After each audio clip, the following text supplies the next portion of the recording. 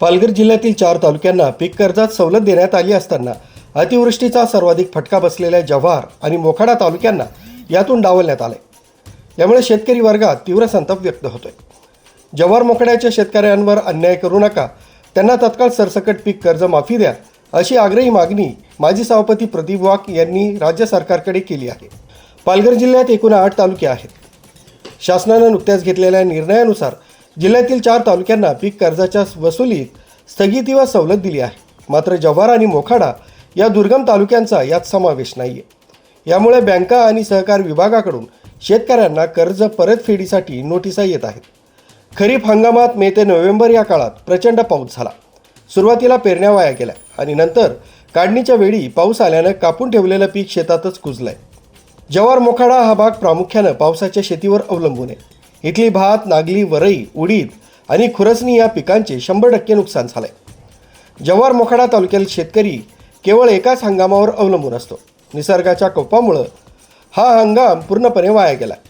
अशा स्थितीत शेतकऱ्यांना केवळ सवलत नको तर त्यांचे पूर्ण कर्ज माफ झाले पाहिजे आणि त्यांना योग्य नुकसान भरपाई मिळाली पाहिजे, अशी मागणी होत आहे। शासनाने या मागणीचा गांभीर्याने विचार केल्यास शेतकरी बांधवांमध्ये असंतोष अधिक वाढण्याची शक्यता आहे।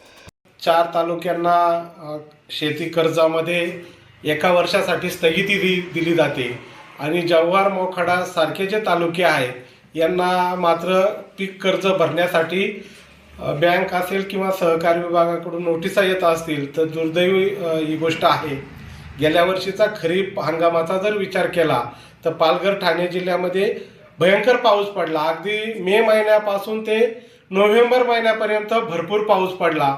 सुरुवातीच्या काळामध्ये पेरणीच्या काळामध्ये पाऊस सुरू झाल्यानं योग्य वेळी पेरणी करता आली नाही शेतकऱ्यांना, त्यामध्येच प्रचंड प्रमाणात नुकसान झालं।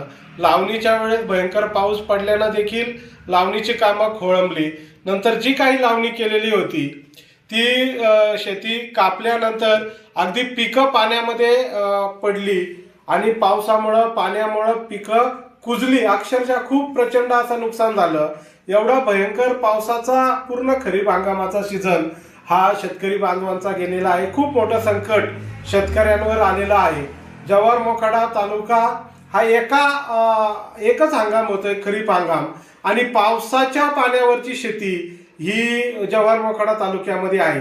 प्रामुख्याने भात असेल, नागली असेल, वरई असेल, उडीद, खुरसणी ही जी पिकं आहेत ही अक्षरशः वाया गेलेली आहेत आणि शेतकऱ्यांना या पूर्ण हंगामामध्ये त्यांच्या हाताला काहीही मिळालेलं नाही। एवढं मोठं नुकसान झाल्यानंतर शेतकऱ्यांनी जे काही पीक कर्ज घेतलेलं होतं हे पीक कर्ज भरण्याची ऐपत एकाही शेतकऱ्याची नाही आणि त्यामुळं पीक कर्जात तर सूट मिळालीच पाहिजे। परंतु मी यापुढे जाऊन सांगेल की शेतकऱ्यांना पीक कर्जात सूट नको तर या वर्षीचं पीक कर्जच माफ झालं पाहिजे आणि या उलट शासनानं या ठिकाणी 4 तालुक्यांना नुकसान भरपाई दिलेली आहे। ती नुकसान भरपाई याही तालुक्यांना दिलेली पाहिजे।